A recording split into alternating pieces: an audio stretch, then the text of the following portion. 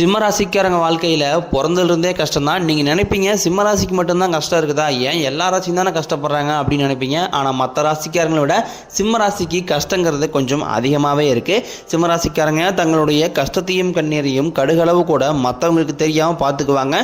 இதனால் பார்க்குறவங்க எல்லாருமே சிம்மராசியா இவங்களுக்கு என்னப்பா சூப்பராக இருக்கிறாங்க, இவங்களுக்கு என்ன குறைச்சல் அப்படின்னு தான் நினச்சிட்டு இருக்கிறாங்க. ஆனால் சாப்பாட்டு கூட கஷ்டப்படுறது உங்களுக்கு மட்டும்தான் தெரியும். கஷ்ட காலத்தில் திரும்பி பார்க்க கூட ஆள் கிடையாது. ஏதோ தட்டு மாதிரி எந்திரிச்சு நிற்கிறப்போ உங்களை குறை சொல்றதுக்குன்னே நிறைய பேர் தேடி வருவாங்க. புதுமையான சிந்தனைக்கு சொந்தக்காரங்க, பூ போல மனசு, கோபத்தை மறைச்சிட்டு சிரிப்பை மட்டும் காட்டக்கூடியவங்க, எடுத்த காரியத்தை எப்படியாவது முடிக்கணும் அப்படிங்கிறதுக்காக கஷ்டப்பட்டு போராடக்கூடியவங்க. சிம்மராசிக்காரங்க கடந்த 2.5 வருடமாக பார்த்தீங்கன்னா கண்டக சனியால் ரொம்பவே பாதிக்கப்பட்டிருப்பாங்க. இப்போ சனி பகவான் பார்த்தீங்கன்னா 7ஆம் இடத்துலேருந்து 8ஆம் இடத்துக்கு உங்களுக்கு அஷ்டம சனியாக வந்திருக்கார். ஐயையோ அஷ்டம சனியா அவ்வளோதான் சிம்மராசிக்காரங்க வாழ்க்கையே முடிஞ்சது அப்படி இப்படி நிறைய பேர் சொல்லுவாங்க. அதை நினச்சி சிம்மராசிக்காரங்க யாருமே பயப்பட தேவை கிடையாது. ஏன்னா அஷ்டம சனியால் பார்த்தீங்கன்னா பாதிப்புங்கிறது 1 கோடி பேர் சிம்மராசிக்காரங்க இருக்காங்க அப்படின்னா அந்த 1 கோடி பேருக்குமே அஷ்டம சனியோட பாதிப்புங்கிறது இருக்காது. அதில் ஒரு குறிப்பிட்ட ஒரு நட்சத்திரக்காரர்களுக்கும் அதில் ஒரு குறிப்பிட்ட ஜாதகாருக்கு மட்டும்தான் அதனுடைய பாதிப்புங்கிறது முழுக்கவே இருக்குமே தவிர இது மொத்தமாக எல்லாருக்குமே இதனுடைய பாதிப்புங்கிறது இருக்காது. குறிப்பாக பார்த்தீங்கன்னா இது மகம் நட்சத்திரக்காரங்க கொஞ்சம் அதிகமாகவே பாதிப்பு சந்திக்கக்கூடிய நபர்களாகவே இருக்கிறாங்க. என்னதான் மக நட்சத்திரக்காரங்களுக்கு அதிகமாக பாதிப்பு இருந்தாலும் சிவனுடைய தயவு இருக்கிறதுனால உங்களுக்கு நீங்கள் இருக்கிற பிரச்சனையிலிருந்து ஈஸியாக பக்குவமாக அதிலிருந்து தப்பிச்சு வந்துடுவீங்க. அதனால ஓரளவுக்கு தான் பாதிப்புங்கிறது இருக்குமே தவிர நீங்கள் பயப்படுற அளவுக்கு அது எல்லாருக்குமே பாதிப்புங்கிறது இருக்காது. இதை முதல்ல சிம்மராசிக்காரங்க கொஞ்சம் தெளிவுபடுத்திக்கிங்க. சிம்மராசிக்காரங்க வாழ்க்கையில் எப்படியாவது முன்னேறணும் அப்படிங்கிறதுக்காக கஷ்டப்பட்டு உழைக்கக்கூடியவங்க. வரக்கூடிய நாட்கள் இருந்து சிம்மராசிக்காரனுடைய தலைவிதி முழுவதுமாகவே மாறப்போகுது. ஏப்ரல் 10ஆம் தேதிக்கு பிறகு பார்த்தீங்கன்னா 7 கிரகங்களுடைய சேர்க்கை ஒன்றாக இருக்குது. இது உங்கள் வாழ்க்கை நிலையவே முழுவதுமாகவே மாற்றப்போகுது. அதாவது எல்லா கிரகமுமே பார்த்தீங்கன்னா மீன ராசியில் உச்சம் பெற்று அங்கே சஞ்சாரம் பண்ண போகிறாங்க. இது ஒரு மிகப்பெரிய ஒரு அரிய நிகழ்வாகவே சிம்மராசிக்கு மட்டும் பார்க்கப்படுது. என்னதான் உங்களுக்கு அஷ்டமத்து சனி ஆரம்பிச்சிருந்தாலுமே கூட இந்த 7 கிரகங்களுடைய சேர்க்கை பங்குனி உத்தரத்துக்கு அப்புறம் சித்திரைக்கு பிறகு இருக்கிறதுனால கண்டிப்பாக உங்கள் வாழ்க்கையில் நல்ல ஒரு முன்னேற்றம் அப்படிங்கிறது நிச்சயமாக இருக்க போகுது. சிம்மராசிக்காரங்க கடந்த காலகட்டங்களில் தங்களுடைய வாழ்க்கையில் நல்லது நடக்க போகுது நினச்சிட்டு இருந்திருப்பீங்க. ஆனால் உங்களுக்கு அந்த டைமில் ஒரு மிகப்பெரிய ஏமாற்றம் தான். புதுசாக ஒரு கஷ்டமும் பிரச்சனையும் உங்களை தேடி வந்திருக்கும்.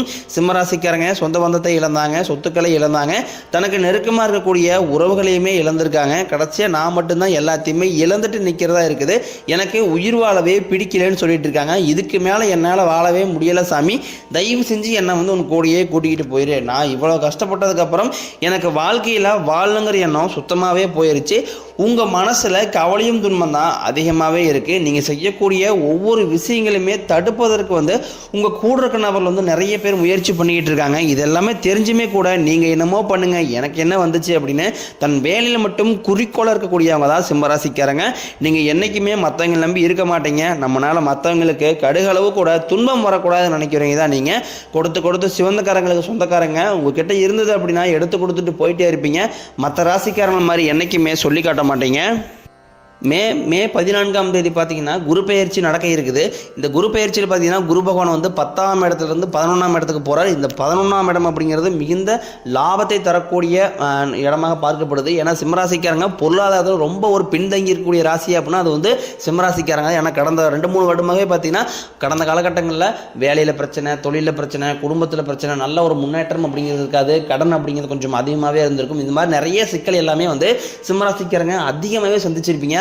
இப்போ குரு பயிற்சி மூலமாக பார்த்தீங்கன்னா உங்களுக்கு பொருளாதாரத்தில் நல்ல ஒரு முன்னேற்றம் அப்படிங்கிறது கண்டிப்பாக இருக்க போகுது. ஏன்னா குருவுடைய பார்வை டைரக்டாக சிம்மராசிக்காரங்க மீது இருக்கிறதுனால கண்டிப்பாக நீங்கள் எதையெல்லாமே இழந்துட்டு கஷ்டப்பட்டு இருக்கிறீங்களோ அது எல்லாமே கண்டிப்பாக உங்களுக்கு குரு பகவான் பெற்று தருவார். கடந்த காலகட்டங்களில் உங்களுக்கு நல்ல ஒரு வேலைங்கிறது கிடைச்சிருக்காது, அப்படிலாம் கிடைச்சிருக்கிற வேலையை விட்டுருப்பீங்க. இந்த மாதிரி நிறைய தொழில் சார்ந்த இடத்துல நிறைய பிரச்சனை எல்லாமே இருந்திருக்கும். இனி வரக்கூடிய நாட்களில் உங்கள் தகுதிக்கு ஏற்ப நல்ல வேலைங்கிறது நிச்சயமாக கிடைக்க போகுது. நீங்கள் ஒரு அரசாங்க வேலைக்கு ட்ரை பண்ணீங்க அப்படின்னா கண்டிப்பாக இன்னொரு 6-7 மாதங்களுக்குள்ள அந்த அரசாங்க வேலை அப்படிங்கிறது நிச்சயமாக உங்களுக்கு கிடைக்க போகுது. நீங்கள் ஒரு ஐடி ஜாப்போ ப்ரைவேட் ஜாப்போ நீங்கள் எங்கே ட்ரை பண்ணாலும் கண்டிப்பாக உங்கள் தகுதிக்கு ஏற்ப உங்களுக்கு பிடிச்ச மாதிரி நல்ல ஒரு வேலை நிச்சயமாக கிடைக்கும். கோர்ட்டு கேஸுன்னு ரொம்ப நாட்களாக அலைஞ்சிட்டு இருக்கிற நபர்களுக்கு விரைவில் உங்களுக்கு சாதகமாகவே தீர்ப்பு வரும். சொத்து பிரச்சனையும் உங்களுக்கு சாதகமாகவே முடியும். தொழிலில் இருந்து தடைகள் விலகுவது மட்டும் இல்லாமல் தொழிலில் நீங்கள் செய்யக்கூடிய முயற்சி அனைத்தும் உங்களுக்கு வெற்றியாகவே மாறும். சனி பகவானினுடைய பார்வை உங்களுக்கு நேரடியாகவே இருக்குது. இதனால் வருமானம் அப்படிங்கிறது பல வழிகளில் வரும். தொழிலில் லாபம் சற்று அதிகமாகவே கிடைக்கும். அரசியல்வாதிகளை பொறுத்த வரைக்கும் புதிய பொறுப்புகள், புதிய பதவிகள் எல்லாமே தானாகவே உங்களை சேரும். கேதுவால் உங்களுடைய செல்வாக்கு உயரும். உடல் ஆரோக்கியம் மேம்படும். வாழ்க்கையில் சங்கடங்கள் நீங்கும். மறைமுகமாக உங்கள் தொழில் வாழ்க்கையிலும் சரி, இல்லற வாழ்க்கையிலும் சரி, நிறைய நபர்கள் தொல்லை கொடுத்துருப்பாங்க. இனி அவர்களுடைய தொந்தரவு இருக்காது. நீங்களும் ஒரு கம்பெனியில் கிட்டத்தட்ட 7-8 வருஷமாக வேலை செஞ்சுருப்பீங்க. ஆனால் அந்த கம்பெனியில் உங்களுக்கு சரியான ஒரு அங்கீகாரம் அப்படிங்கிறது கிடைச்சிருக்காது. நீங்களே இரவு பகல் பார்க்காம அந்த கம்பெனிக்காக உழைச்சிருப்பீங்க. உங்களுடைய சொந்த கம்பெனியை நினச்சி வேலை செஞ்சுருப்பீங்க.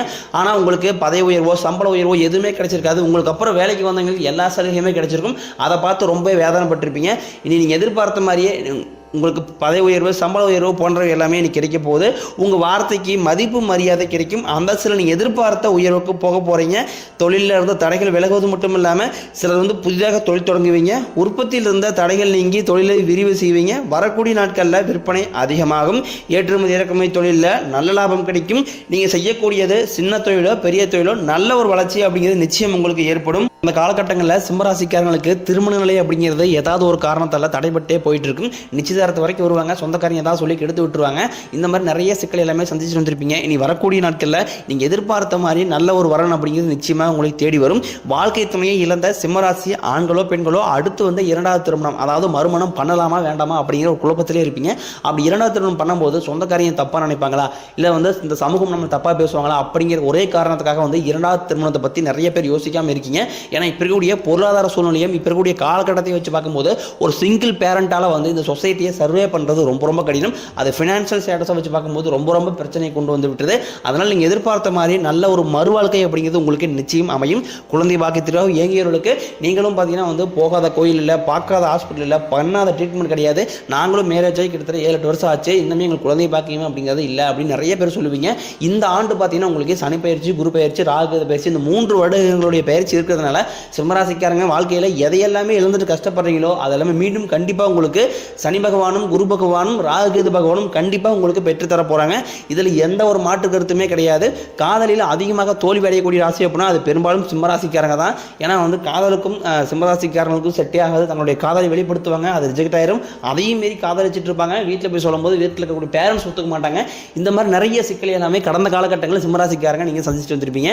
இனி வரக்கூடிய நாட்களில் உங்களுடைய காதலை வெளிப்படுத்தும் போது அந்த காதல் கண்டிப்பாக உங்களுக்கு கைகூடும். வீட்டில் சொல்லும்போது கண்டிப்பாக வீட்டுடைய பெற்றோருடைய சம்மதத்துடன் உங்களுக்கு காதல் திருமணம் செய்து வைப்பாங்க. இந்த மாதிரி நல்ல நல்ல விஷயங்கள் எல்லாமே வரக்கூடிய நாட்களில் உங்களுக்கு நடக்க போகுது.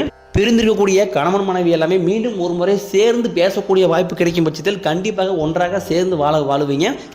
வரக்கூடிய நாட்களில் சிம்மராசிக்காரங்க கடினமான காரியத்தையும் சுலபமாக செஞ்சு முடிப்பீங்க. உங்ககிட்ட பணம் வாங்கிட்டு ரொம்ப நாட்களாக திருப்பி தராமல் இருக்கக்கூடிய நபர் உங்களுடைய பணத்தை திருப்பி தர போகிறாங்க. உங்கள் எளிமையான பேச்சு திறமையால் நீங்கள் அனைவரையுமே கவர்ந்து இழுப்பீங்க. சமூகத்தில் உங்கள் பெயருக்கும் புகழுக்கும் படிப்படியாக முன்னேற்றம் வரப்போகுது. சிலருக்கு படிப்பதற்காகவும், வேலை விஷயமாகவும், தொழில் விஷயமாகவும் வெளியூர் வெளிநாடு போகக்கூடிய வாய்ப்புகள் எல்லாமே விரைவில் கிடைக்க போகுது. உங்கள் குடும்பத்தில் கடந்த காலகட்டங்களில் எந்த ஒரு சுப நிகழ்ச்சியுமே நடந்திருக்காது. இனி வரக்கூடிய நாட்களில் சிம்மராசிக்காரங்க விடக்கூடிய வீட்டில் திருமணம், சீமந்தம், புதிதாக வீடு கட்ட ஆரம்பிப்பீங்க. கிரக பிரவேசம் போன்ற சுப நிகழ்ச்சி எல்லாமே நடக்க போகுது. சிலர் புதிதாக தொழில் தொடரான முயற்சி பண்ணுவீங்க. அந்த முயற்சி எதிர்பார்த்த உதவிகள் உங்களுக்கு நிச்சயம் கிடைக்கும். சிம்மராசியை பொறுத்த வரைக்கும் நீங்கள் ஆண்களோ பெண்களோ அரசு வேலையோ தனியார் வேலையோ கூலி வேலையோ நீங்கள் எதிர்பாராத வருமானம் அப்படிங்கிறது உங்களுக்கு விரைவில் கிடைக்க போகுது. சிம்மராசிக்காரங்க கடந்த காலகட்டங்களில் கண்டகசனியால் நிறைய கடன் பிரச்சனைக்கு உள்ளாகியிருப்பீங்க. ஏன்னா இப்போ நீங்கள் போய் ஒரு சிம்மராசிக்காரங்களை பார்த்து கேட்டிங்க அப்படின்னா குறைஞ்சபட்சம் ஒரு 3 லட்ச ரூபா கடன் சொல்லுவாங்க.